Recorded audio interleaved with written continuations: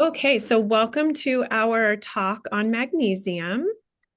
This is our talk for 2025. We've done other talks on magnesium, but I'm thinking that I streamlined it this time and you all will enjoy learning a little bit more about this amazing nutrient. Magnesium is a lot of things. It can be called an element. It's on the periodic table. Let me share my screen. Can everybody see my screen? Yeah. Awesome. Okay. There is a way for me to hide videos while we are talking through the slide. Give me 1 second to just make sure I did it right. I think I did it right. Okay. So I'm so happy to see all your faces. Great. Okay. So we know that magnesium is an element, it's on the periodic table.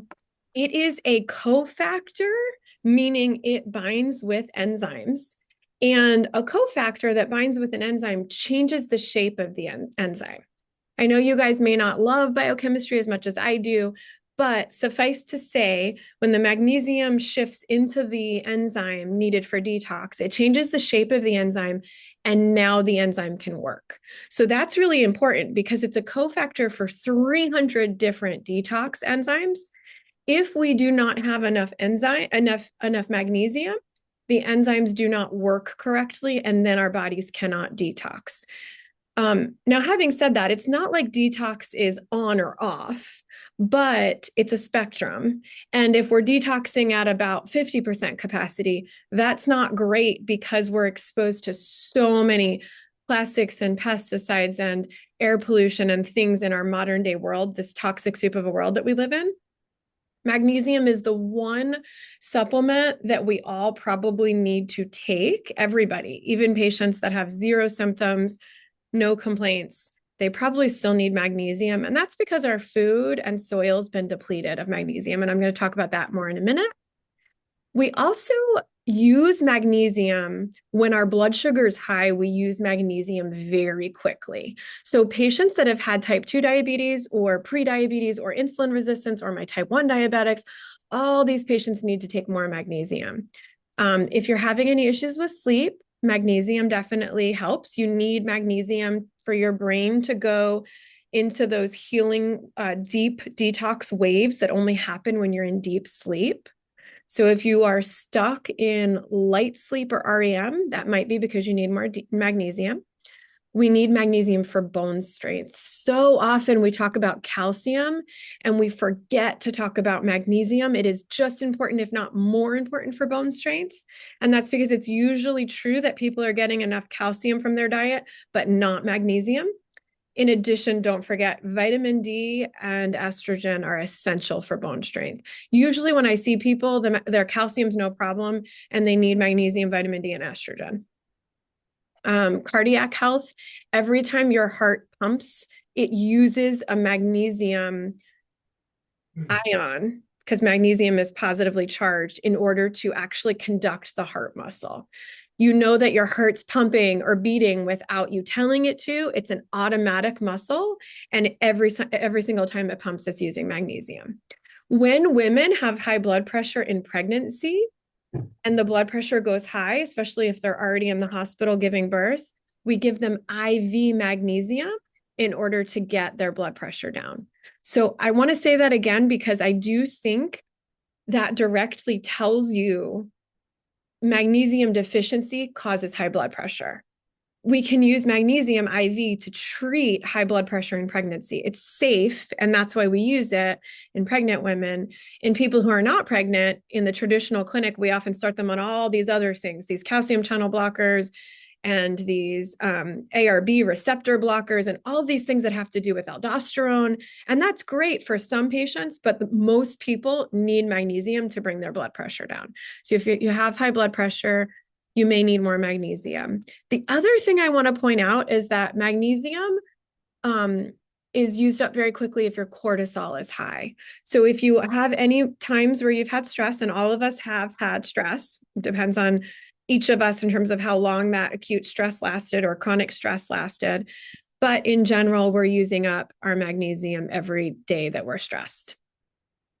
So magnesium's a cofactor, an element. It's also called an electrolyte, and that's because it has a positive charge. It's a +2 charge. It's also a nutrient. It's also called a vitamin. It's also a salt. As you'll see, we're going to talk about all the different salts of magnesium, and that just means magnesium glycinate, for example, is magnesium bonded with glycinate. They separate once they enter the body. Magnesium is also an antioxidant, and that's because the magnesium +2 goes around and cleans up all of the reactive oxygen species, which are the things that cause fatigue and aging and cancer, right? So it's also by itself an antioxidant. And it's an essential element. If we didn't have magnesium, if our magnesium level dropped to 0, we would die. Okay, so what happened to our food? I did not realize until I was preparing the slides for this talk, but the depletion of the soil in our country started a long time ago, around the late 1800s, early 1900s. I thought the depletion of our soil was happening in the 1950s through 1980s. It turns out it started way before then. We have research where people measured magnesium, iron, calcium, phosphorus in the soil. And it turns out that by 1930s, the soil was already depleted of magnesium. So usually we should be able to get all of our nutrients from food, like I said.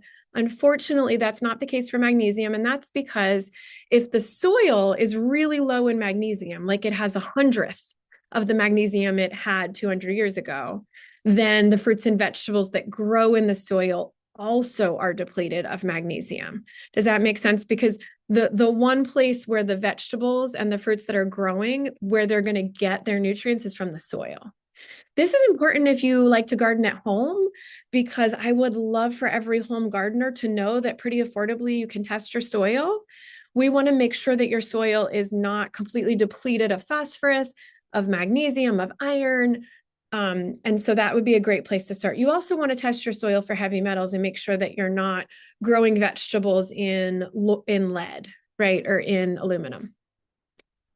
Plastics, heavy metals, and chemicals also use up a lot of our extra magnesium. Getting all these extra toxins out of our bodies is using up our magnesium. I think we get the point, right? There's 2 reasons we are all deficient. Number 1 is our fruits and vegetables are lower in magnesium than they used to be. And number 2 is we're exposed to a lot more toxins than we should be. And so the toxins themselves are using up our magnesium. And then, of course, stress, right? Our modern day way of living, even just having artificial light that we can turn on means that we sleep less, and that causes more stress. Okay, this is just a little bit more information about what I was just saying. It's been decades of soil depletion. 1936 US Senate report warned that crops grown on depleted soils were starving us, no matter how much of them we eat. I was really angry when I found this information. You might be too. It's almost been 100 years, right? It's been 89 years since this US Senate report said, hey, we're taking all of the nutrients out of the soil that's going to cause long-term health issues. And it turns out that there was a study I'm going to show you on the next page that said 1968, the lowest amount of magnesium in our soil was in 1968, coincides with the peak of cardiovascular death. So the lower the magnesium is in our food supply equals the peak of cardiovascular death. That's a huge problem, right? Magnesium is really important for us, for our hearts to work correctly, for everything in our body to work correctly. But people are going to die of sudden heart attack if they don't have enough magnesium. And we know that magnesium deficiency, when it is diagnosed in conventional medicine, it's extreme. But when it is diagnosed in conventional medicine, it's linked to fatigue, depression, internal stress, like high reactive oxygen species in our cancer patients, hypertension, diabetes, and sleep and heart issues. And then as humans transitioned from traditional foods, things that we could recognize and pronounce to processed foods, magnesium intake declined. In addition, typically sodium increased. And because magnesium and sodium and potassium are all positively charged, we need a balance of those electrolytes in our food. So if you're eating an avocado, you are hoping that has a good balance of potassium and magnesium in it. And, if you go to Chipotle, or maybe Chipotle is one of the healthier options, but if you go somewhere where they're serving you avocado in a fast food restaurant type thing, they're adding a lot of sodium to that dish. So be careful, because if you consume too much sodium, it's a lot harder for you to intake your magnesium and your potassium. And those two electrolytes are really important for heart health. Everything needs to be in balance, right? And I'm not saying sodium by itself is bad. It just needs to be in balance, because without any sodium, we also would die and our heart would stop. So we need enough sodium, but not too much. And when we're eating processed foods or fast foods like McDonald's, we're getting, 100 times the amount of sodium we're supposed to be getting.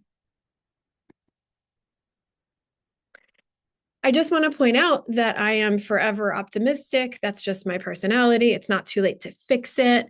We know that things like genetically modified tomatoes, for example, deplete the soil of magnesium.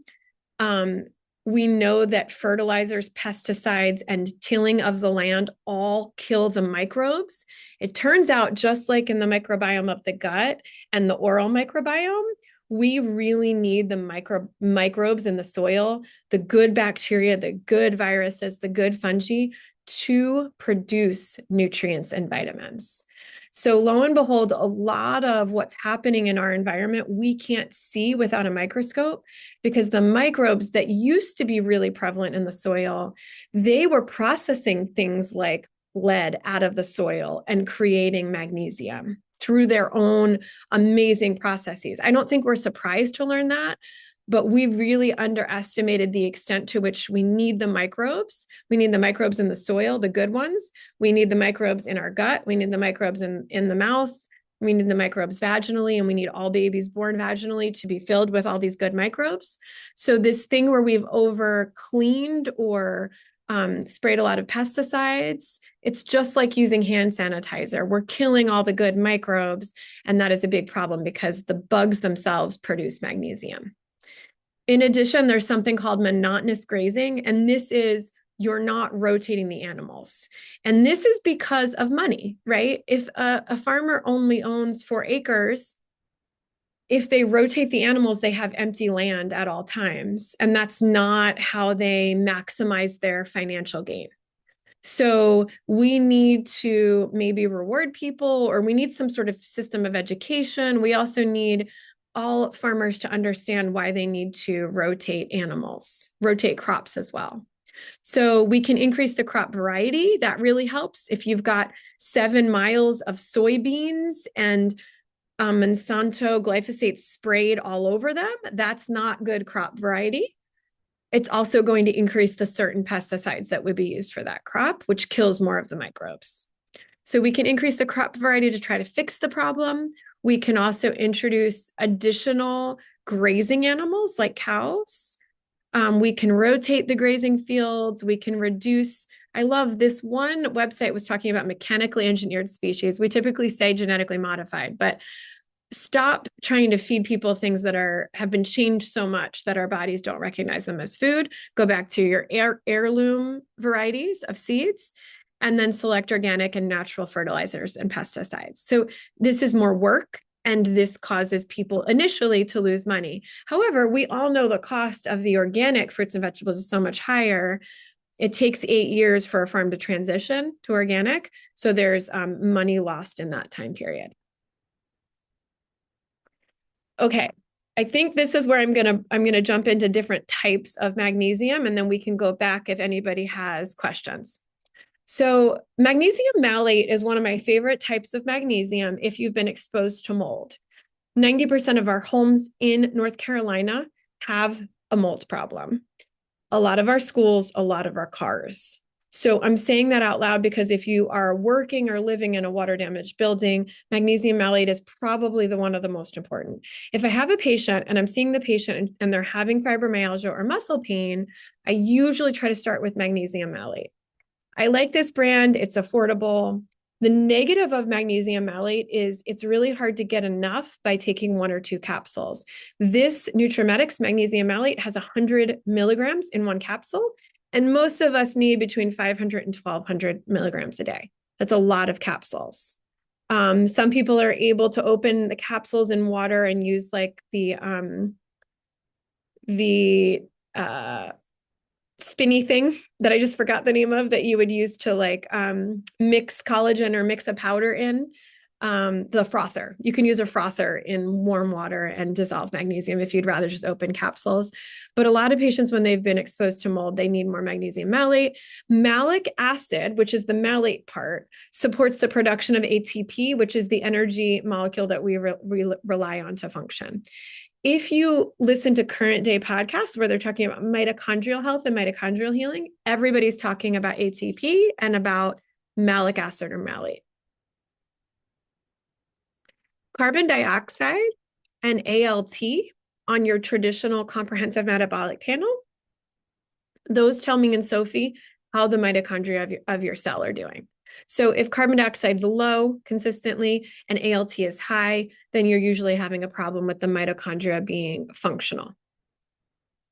So muscle health, recovery from stress, recovery from exercise, chronic pain, mold, or SIRS. The negative is you have to take quite a few capsules to get enough dose. You could still start with 1. You could mix this in with other kinds of magnesium as well. And then here's your Neuromag. So this is the one I usually would start people on first if they are having insomnia, or sometimes if they're having headaches, sometimes if they're having brain fog. I like Life Extension Neuromag because it's the most affordable. Not that many milligrams per capsule, though. I think this one, I know it's less than 100. So you do have to take quite a few capsules to get a full dose. But you could take 1 Neuromag and 1 magnesium malate, and now you're on your way if you're having multiple different symptoms. Neuromag, which is, again, the L-threonate, magnesium L-threonate, it is great for cognitive performance. So if you feel like you're forgetful, if you're having brain fog, if you're forgetting people's names, if you're forgetting important details, this is a great one. And it is the one that does pass through the blood-brain barrier. Now, I want to be totally honest, a lot of magnesiums pass the blood-brain barrier, but that's because we have leaky blood-brain barriers. So as you heal, you might notice that you need to switch to this one. New synapses. This type of magnesium actually helps you form new neuronal connections called synapses in the brain, which is what we all want. The great thing about new synapses is you can keep making them into 90s turning 100. We used to think your brain stopped growing and stopped changing in your late 20s. That's not true at all, not even remotely true. There's something called neuroplasticity, and all of our brains are capable of healing. Dr. Bredesen has done a lot of research here. The doctor that got hit by the car and couldn't walk for a little while. See, I should have taken my Neuromag this morning. The chiropractor, I'll think of his name at the end. He also does a lot of research on neuroplasticity. I'll send you a couple of links, or I'll put a couple of links in the chat about neuroplasticity. We also know that Neuromag helps you make GABA. GABA is our calming, happy hormone. It's not like a depressing calm. It's just a happy calm. Joe Dispenza is the doctor who does studies on neuroplasticity. Okay, magnesium citrate. This is the one that most parents have their kids on when I see them. This is what it looks like at Walgreens. It's cheap. It's a super great alternative for kids if they're constipated. I'd much prefer this over Miralax. Can be a great starting point because it's affordable. It comes in liquid form. You don't need to be able to take capsules to take it or swallow capsules. You don't want to take this if you already are prone to loose stool, if you have what's called irritable bowel syndrome with diarrhea. You also want to know that this is not well absorbed into the cells. There's a lot of misinformation out there in the conventional medicine community about magnesium citrate being great for you. It's not bad, but it goes through the GI system and it helps you poop. And that's about it. It doesn't get absorbed into the cells. There are quite a few sustained release magnesium versions. This one is one of my favorites because it's a little bit more affordable. All of the sustained release ones are expensive, though. I think this is $50 for a bottle, so much more expensive than the previous ones. It does help better prevent muscle cramping or tension for patients that are dealing with muscle cramping. It's also better absorption if you're chronically deficient. If you feel like your gut is not absorbing all of your nutrients from your diet, you might want to try a sustained release formula. And it won't acutely lower blood pressure if you're actually prone to low. Some of our patients are prone to low blood pressure. That's usually because their cortisol is low. However, while we're working on fixing the cortisol, you might want to try something that's more of a sustained release. This one does contain malic acid for energy in the cell, mitochondrial energy. It also contains B6, methylated folate, which works great unless you have a folate receptor antibody, which I'm happy to talk about if you want to talk about at the end. And then it has a tiny amount of B12. Unfortunately, you do have to take 4 tablets for a dose. This is not a capsule form. This is tablet form. And it doesn't really help with bowel movements at all. So if you tend towards a little bit more constipation, this one is not going to help you go to the bathroom. This might be something that you could take twice a week if you feel like it helps with muscle cramping, but you don't have that every day. You could also mix and match with other formulations. Whoops, sorry about that. Okay, magnesium oxide is my favorite for migraine prevention or treating migraines. It is also much more affordable than a lot of the other formulations. 300 milligrams per capsule is a great bang for your buck. And it's easier to find in the higher concentration, like I said. So you could take 3 of these 900 milligrams at the start of a migraine. I also usually recommend an antihistamine like Benadryl or Zyrtec. I prefer Zyrtec because it's a second generation, as well as a B complex vitamin. You need to know the right one for you, though. The combination of magnesium, B complex, and antihistamines for headaches is the best in terms of functional medicine approach to headache. So, but if you are someone who gets headaches, more than once a year, you might want to consider magnesium oxide. Even though the Neuromag is the one that we hear crosses the blood-brain barrier, the magnesium oxide tends to lower the overall toxic burden. I like this one because it's really affordable and it is a combination of oxide, citrate, and succinate. Kind of wish it didn't have the citrate in it just because for some people that can cause a little bit of loose bowel movement. However, just like vitamin C, people often develop bowel tolerance to magnesium. So you would take this one at bedtime. 500 milligrams in one pill is a great dose. Can cause a little bit of loose stool, especially if you're not used to it yet. Usually if people take it for a couple of weeks, that goes away. But there are people who are very sensitive to magnesium and they can't take this one because it's too concentrated of a dose. They need to start with something like 100 milligrams. Or our patients that are really sensitive to magnesium need to take creams or Epsom salt baths, which I talk about at the end. This one, unfortunately, does not have any malate or neuromag, so you might need to add those in separately. Most people can get away with taking one of these and then maybe 100 milligram of another one, and then rotate the other formulations and get 600 milligrams supplemented and get about 600 to 800 in their diet. And that's a great combination. So again, I like this one because it's affordable. I think here wholesale, it's $12 per bottle, so it's great. This is another combination, and this might be my favorite. It's just also expensive, also very expensive. This one is malate, bisglycinate, and taurate. I do like magnesium glycinate because it is the easiest on your stomach. So magnesium glycinate can also be a supplement that people come in and they're already on it. The negative is you do have to take quite a few to get a full dose. If you're trying to get 800 milligrams, you need to take quite a few of the glycinate. Glycinate usually comes in 100, or you could try something like this, which is 120 milligrams in one capsule. Be careful because the bottle says 240, but that's in 2 capsules. And this one, the taurate is also the one that we know is the best for your heart. So if you come from a family of cardiac disease, or you have diarrhea from the citrate or loose stool from the citrate, this would be the best TriMag for you to try. And then I just wanted to point out that the range of magnesium requirement is usually between 500 to 1200 milligrams per day, including your food. Sometimes it's a little bit higher. My patients that have really high mercury levels or really high mycotoxin exposure, they might need more magnesium. TriMag by Integrative Therapeutics. This is the third combination magnesium I put up on the screen. This one's kind of in between in price. It's not as cheap as the Life Extension magnesium that's a TriMag, and it's not expensive as this last one, the Cell Core. 300 milligrams in one capsule is great, bang for your buck. It contains oxide, malate, and citrate. I don't really love magnesium citrate. Again, if we're going to choose one that's absorbed by the cells and helps heal the mitochondria, this is not the best one.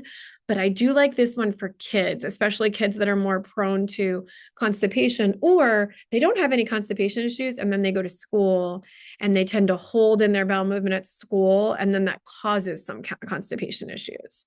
So my kiddos have taken this one for years. It's great because they typically go to the bathroom first thing in the morning. It's done. We don't have to worry about anybody being constipated because they're at a traditional school. And again, this is when it's kind of the middle of the range in terms of price. And there's no dairy and no gluten in any of these. There's also no egg in any of these that I've gone through so far.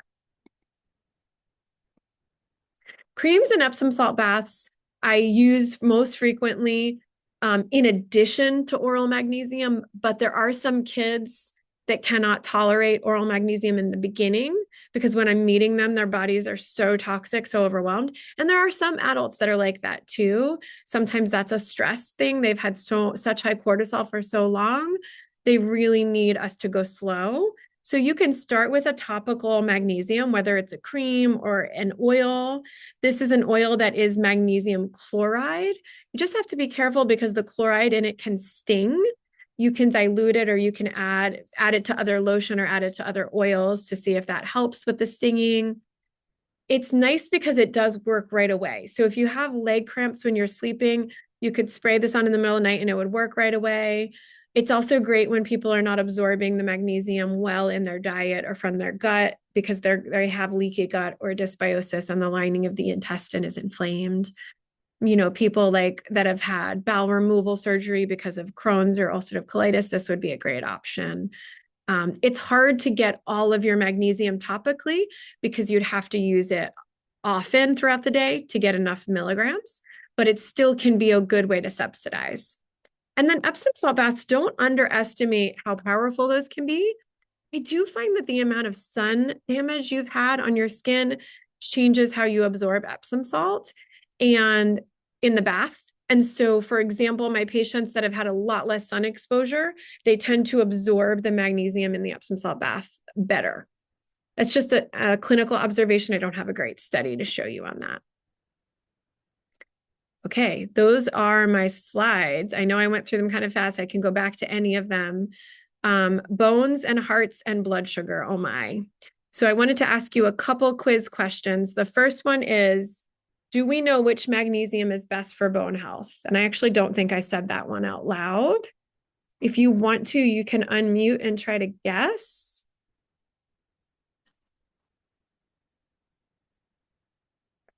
I just said magnesium was important for bone health, but I don't think I said what kind. Magnesium oxide is actually the best for bone health. So if you don't have any other symptoms, if your sleep is great, your digestion's great, your heart is great, but you do think you have osteoporosis or osteopenia or that runs in your family, consider magnesium oxide. Algae Cal Plus contains a decent amount of magnesium oxide, which I'm going to show you here. And then which magnesium is best for cardiac health and high blood pressure? I did say that one out loud. Does anybody remember?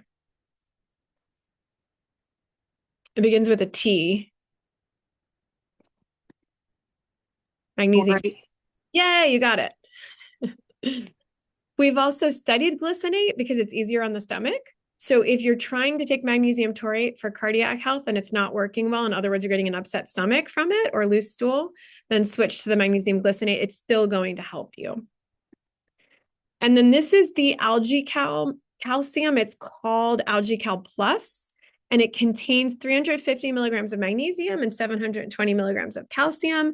It has some vitamin D. It's the correct form of vitamin D3, and then it also has some vitamin K. 25% of Americans are magnesium deficient. This is what the US government tells us. So I think that's likely a huge underestimate, just like Lyme disease and its prevalence in our country, just like chronic mold illness and its prevalence in our country. They're not catching all the patients that are magnesium deficient. I think it's safe to say that 80 to 90% of us really are low in magnesium. We can check your magnesium level in your blood by doing a magnesium RBC or magnesium red blood cell check. So if you have never had that tested, let me know. You also can't overdose on magnesium because it is water soluble. Your body's just going to pee out the extra. But we don't want you to waste money on supplements you're not absorbing. So we really don't want people to be taking a ton of extra magnesium if they don't need it. So I think it's great to have your blood level tested. That's it. I'm going to put Dr. Joe Dispenza in the chat and then also Dr. Bredeson's work on neuroplasticity. Does anybody mind if I'm going to leave the recording on for 5 minutes? Let me know if you have questions, what thoughts you have. Share your stories. Have you tried a certain kind of magnesium? Did it go well? Did it not go well? I'm just curious. I think I can probably unmute everybody. No, I think I have to ask you guys. Yeah, I have to ask your permission.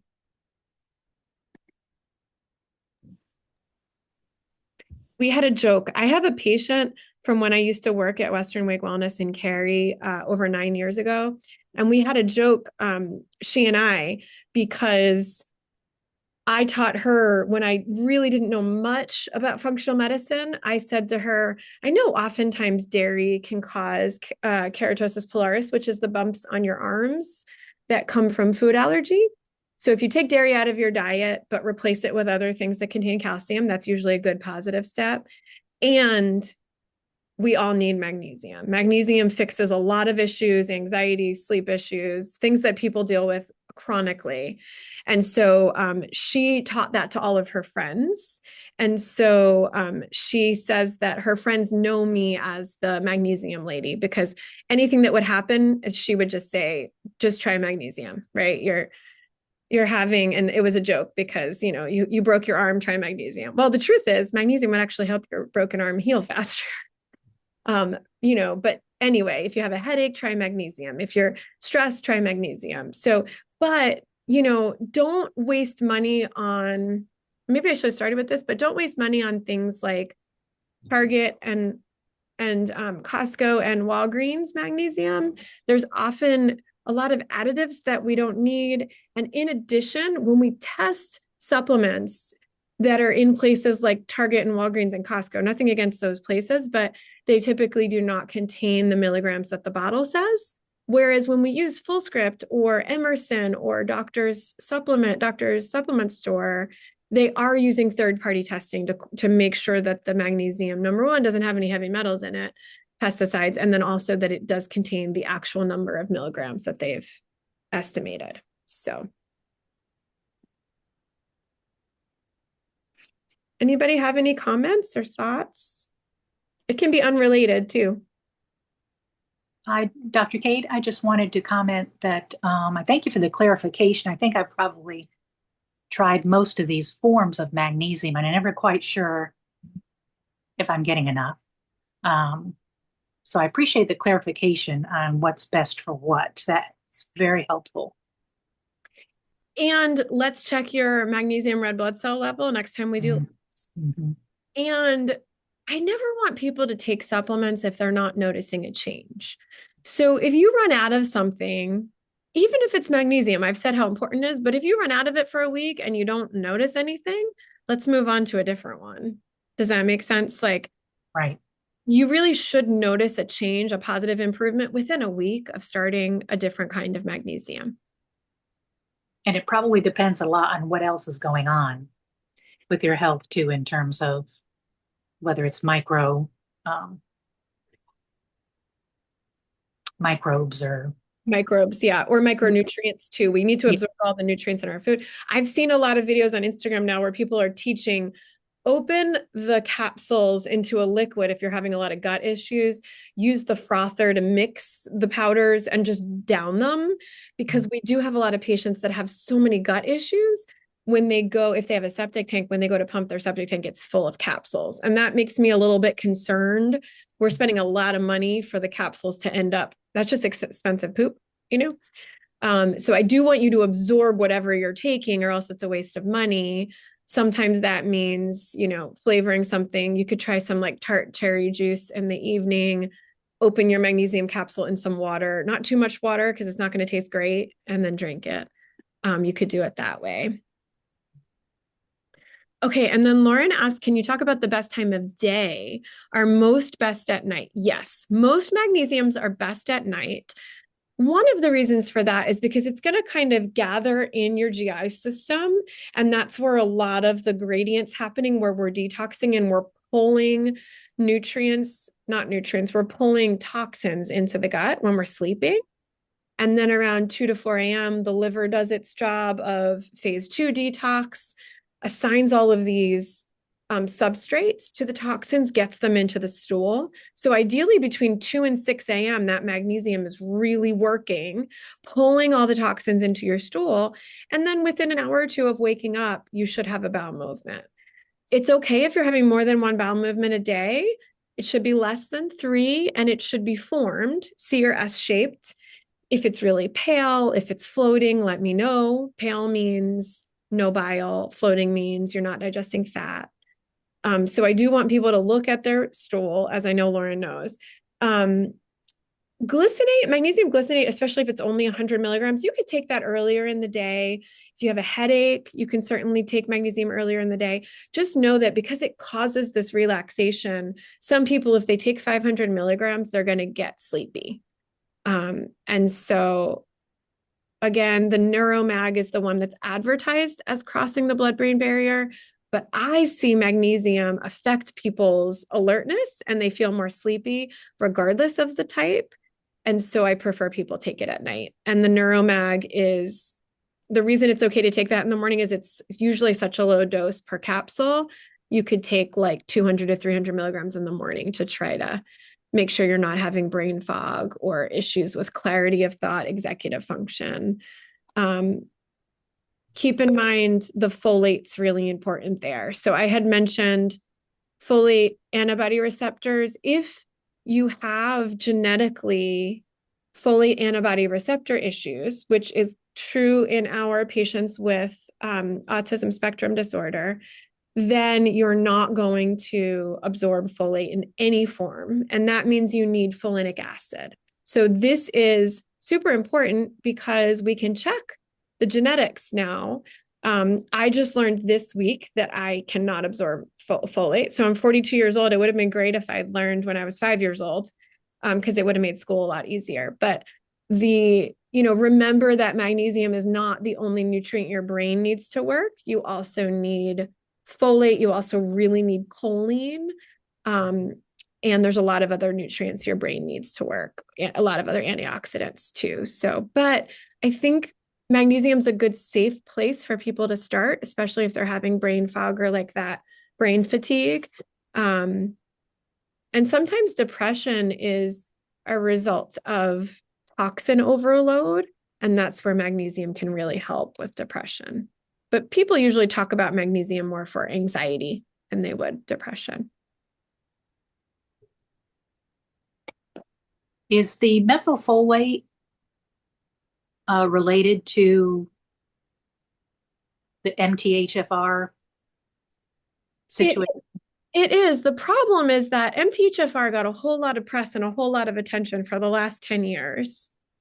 It's just one of 700 different genes that really affects mental health and detox. So we've moved on now to know a lot more about the other genes. Things like COMT is another one, CBS is another one. If you don't tolerate caffeine, you probably have an issue with either CBS or COMT. There's also this folate antibody receptor, which means your MTHFR gene might be perfect, but if you have a folate receptor that's being blocked, then it doesn't matter if you're taking methylated folate, if you're taking folic acid, none of them are going to get through. And so that's where we would need to give people prescription strength folinic acid.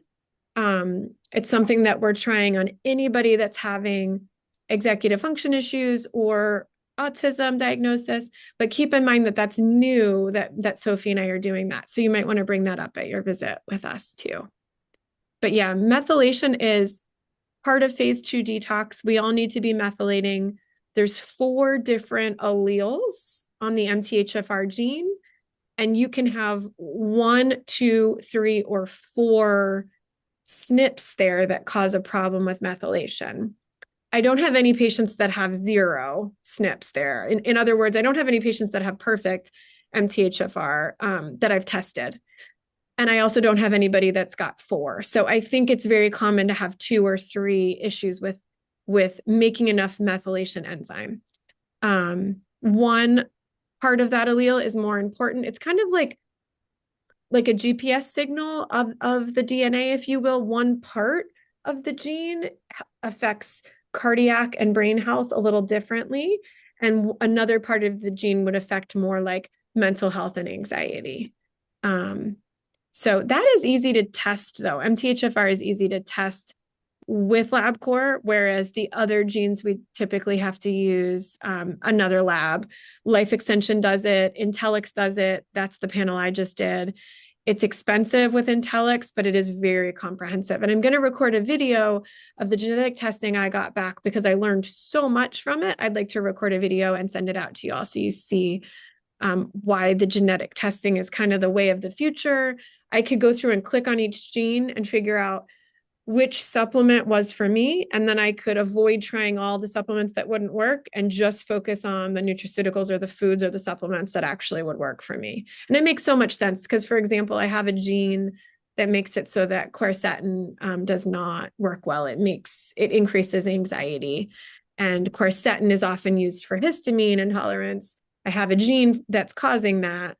So in a patient like me, you wouldn't want to use quercetin. But we want that genetic testing to be more affordable before we're doing it on everybody because it's between $700 and $1,500. Genetic testing is a cheek swab. Yeah, Life Extension offers the MTHFR and the folate receptor as a cheek swab, and then Intellex also is doing a cheek swab.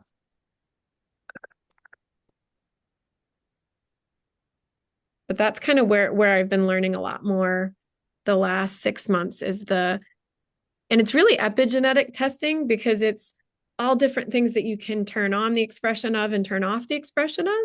And so we know from research, if you eat well, sleep well, manage your stress for 7 years, you can turn off the expression of a lot of these nasty genes. I think that's really important because people used to think their genetics were a death sentence. It's not true. In fact, we all have a lot more power than we realize to express healthy genes and to not express genes for disease.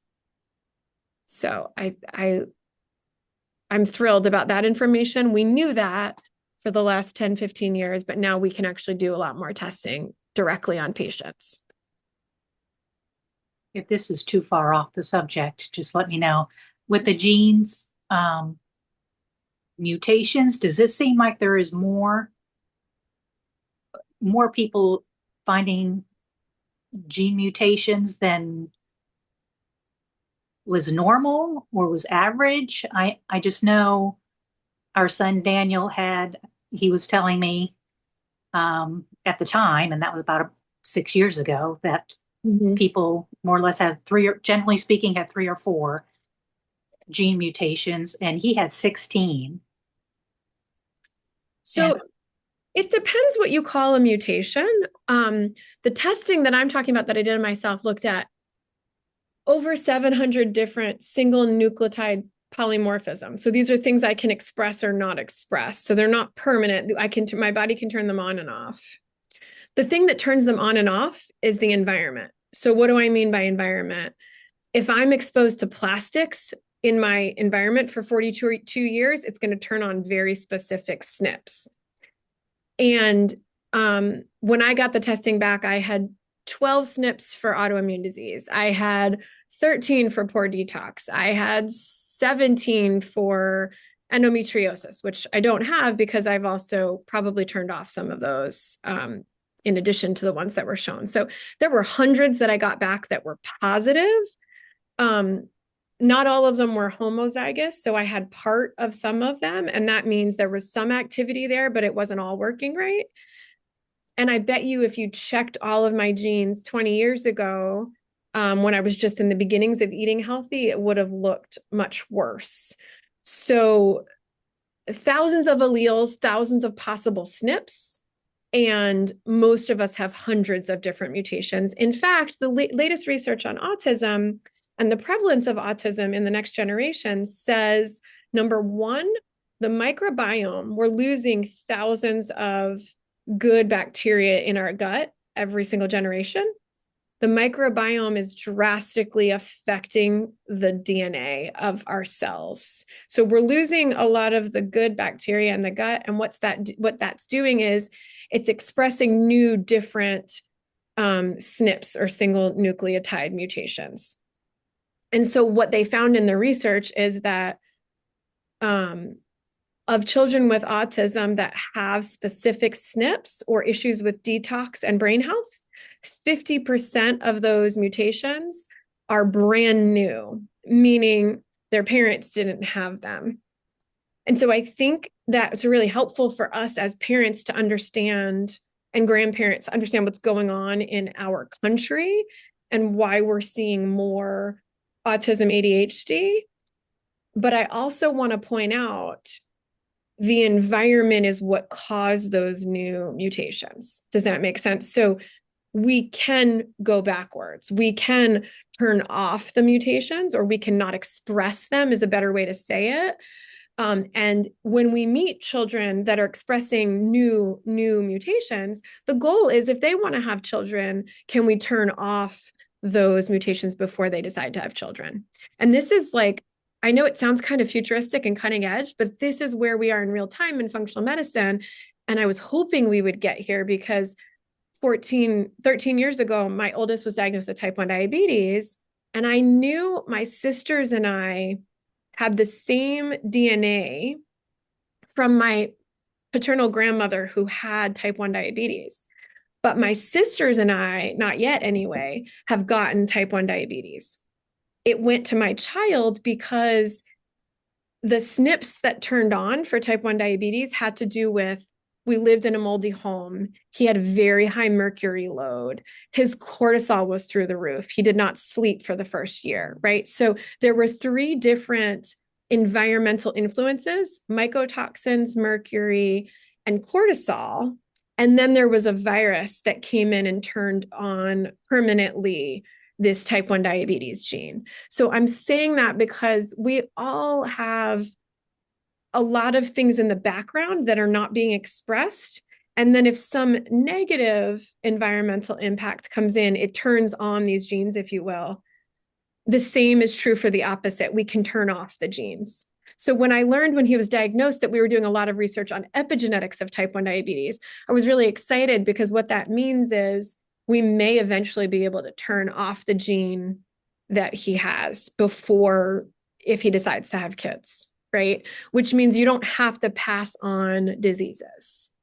There's a lot of different ways to interpret the information that's coming out about genetics, but I think for me, the most hopeful way is to say, hey, you have a lot of power in terms of what's in your water, what's in your food, the type of, the stress in your environment. And to me, this is really helpful because now I know it's worth it, right? The things that I'm doing to try to eat really healthy and manage my stress and go to bed on time, they're all worth it because I'm literally changing my DNA. Now, for me, I'm already done having kids, but my kids also are learning from watching what I'm doing. So it's great if they eventually leave my house, maybe with healthy habits, but at least with the foundation of what the healthy habits look like.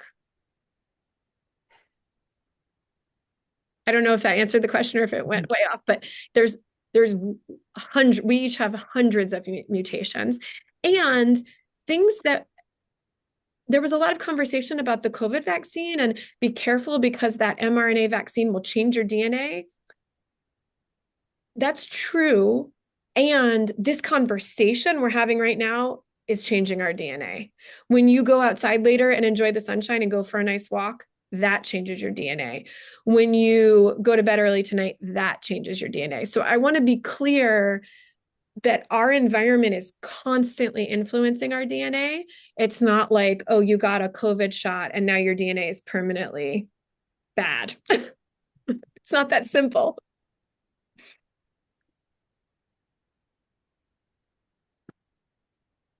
Anybody else want to chat about anything? Anything related to anything? Let me end the recording so you feel comfortable.